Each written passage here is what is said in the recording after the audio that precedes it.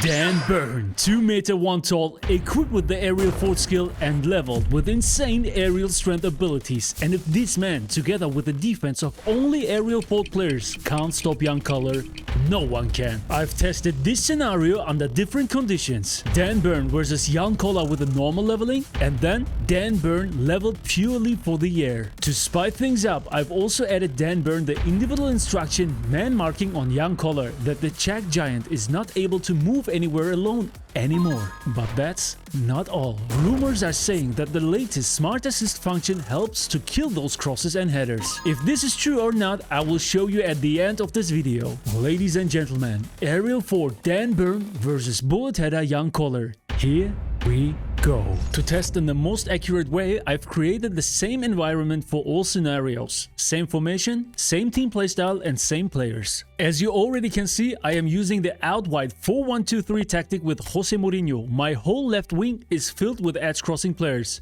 In the front, I am using Alexander Sørloth in the center and young Koller as a right center forward. By the way, this is how I leveled young Koller, 102 on all aerial strength abilities, made for only one purpose: scoring headers. The individual instructions I am using are attacking on Philipp Lahm, my left back, anchoring on Lizarazu, my left midfield, and counter target on Sørloth, counter target on young Koller. You now know my formation, therefore it's time to show you the formation of my opponent Celio. An unreal full England themed squad beside the defense, and here it gets interesting. 4 at the back, 4 aerial fort players with Araujo, Jonathan Tah, Van Dijk, and of course the wall himself, Dan Burn. In the first testing scenario, the defenders are leveled all balanced and normal, with high stats on defense, speed and in the air. Important to know from my point of view are the settings. Here I'm using pass assist on level 1 and the shot type is on manual. Can aerial fort Dan Burn stop young Koller? Test number 1, let's go. Of course I focused to attack from the left hand side so that Jordi Alba, Lizarazu and Philipp Lahm could bring in the crosses. At the beginning, Dan Burn was able to block young Koller and even won the duels in the air, whether they were in-game or from corner kicks. But the more time passed by, the more young Koller was able to get the first touch with his head.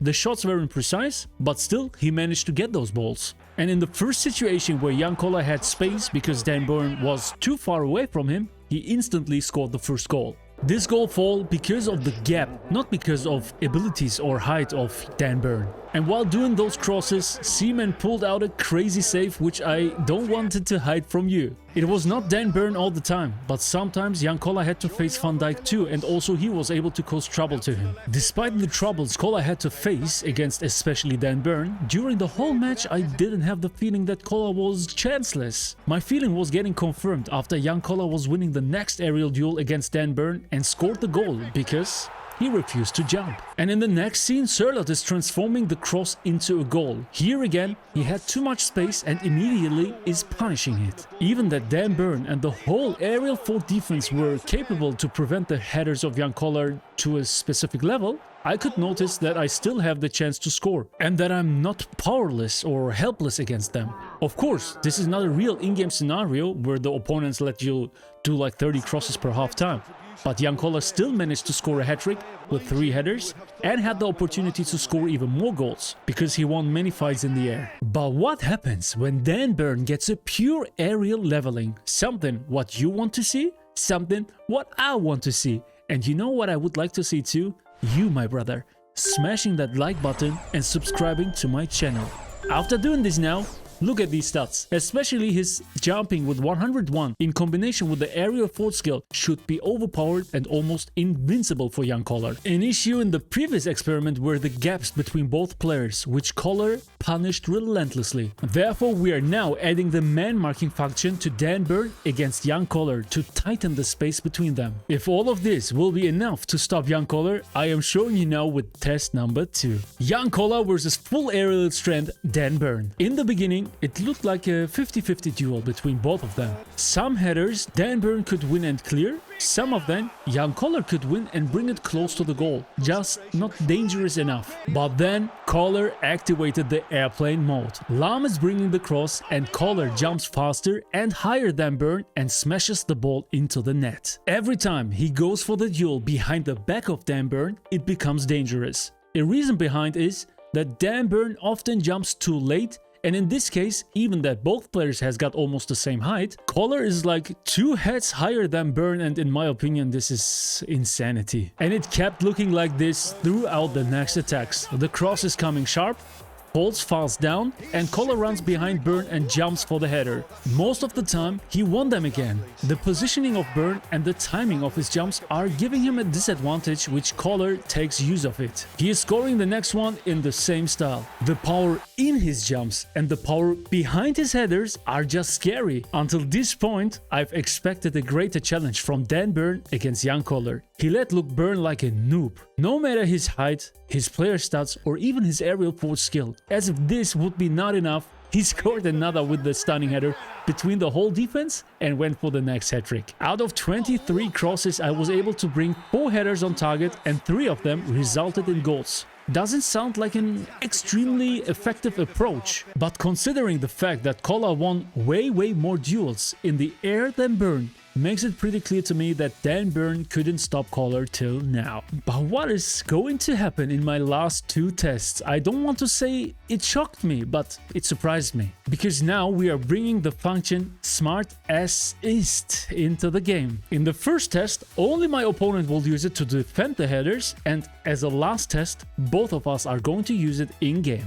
And trust me when I tell you, it is worth to watch it. Jan Koller versus full aerial strength Dan Burn and Smart Assist. Started very curious into the game and made the same attacking from the left, crossing in and going for the headings. What I could notice instantly was how tight Dan Burn was sticking to Jan Koller. Koller felt the breath of Burn on his neck the whole time. And man marking here is active again. In the first 10 minutes, I was not able to win one duel. Whether Dan Burn was always the first to get the balls in the air, or the cross didn't find Koller properly, so that he always missed the ball. And I didn't change anything, not my formation, not my pass level, not my crosses in general. So it has to do something with the activation of Smart Assist from my opponent and the AI positioning of his defense. I've tried it various times. Also the crosses behind the back of Dan Burn weren't as effective as before. After 20 in-game minutes, it was my probably 10th or more cross which I won for the first time and hit the post. But then it was a high cross from Jordi Alba to Jan Koller again into the 6-yard box, which he was finally able to finish and score into the far post. But this time it wasn't a dominant one. Dan Burn's jump was timed pretty well and also the height was good. In my opinion, this was a matter of milliseconds and luck to win that ball. Of course, Koller is crazy to score a ball like this, and he's probably also the only one to do so. The next balls were a little more dangerous and looked like the previous tests, even that I was not able to score. And see this, Jan Koller is switching sides, but Dan Burn still follows him to the other side. You notice by yourself that this ball often finds the post, and I am blaming my own aim for it, not the player, not the game. It's just the fact that it happens quite often. I made lots of crosses, won many duels, just not as many as before, and hit the post a couple of times. But still, this time it felt pretty uncomfortable to play against this defense. There were absolutely no spaces, no gaps between my players and his players. You can see that I also score only 1 goal out of 24 crosses, and due to the fact that we didn't change anything but the Smart Assist, it has to be that what made it so difficult. The amount of missed balls of the crosses is also very suspicious to me, because it didn't happen like that before, not maybe one single time. My initial thought was, if Smart Assist helps that much to defend, how much can it help me to attack? Therefore, we went for a final experiment. Jan Koller with the Smart Assist versus Dan Burn with Smart Assist. Both of us are going to use Smart Assist now in the next game. The result is crazy and I will let you decide afterwards if it is a good or a bad thing. So, let's head into the game. As always, I kept running from the left, looking for the crosses with my edge crossers. Despite the tight space, Koller still managed to win his duels more frequently again. The whole appearance of Koller looked different to me now again, dominating again like in the first tests. Also the crosses were way sharper and more aggressive now than before. No more missed balls, no more blocked balls as before. With a corner kick I had a good chance with Jan Koller, but I hit the close post. And then it happened again. A cross from Jordi Alba into the 6-yard box and Koller airline goes up behind the back of Dan Burn and scores the first goal. Throughout this video, you could see this quite often. Every time Koller was behind Burn, it became incredibly dangerous for the opponent. This is again due to the positioning and timing of the defender, but also due to the more precise cross. With the smart assist on, I didn't feel as helpless, as powerless as before. The crosses were not easy, not super easy to win, and also Van Dijk was involved sometimes and made my Czech monster a hard life. But still, Koller won lots of duels, more duels, despite the fact that the trajectory of the headings weren't always harmful. With the cross from Jordi Alba, Jan Koller did it again.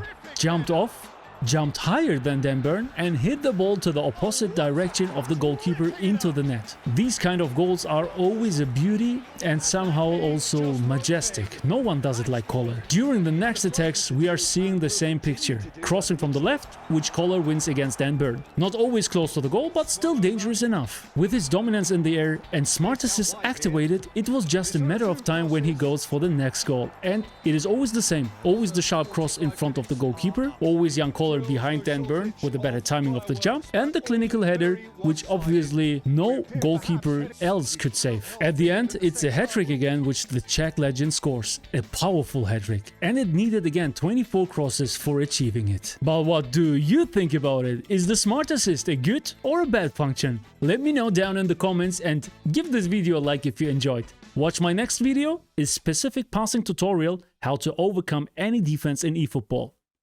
Adios.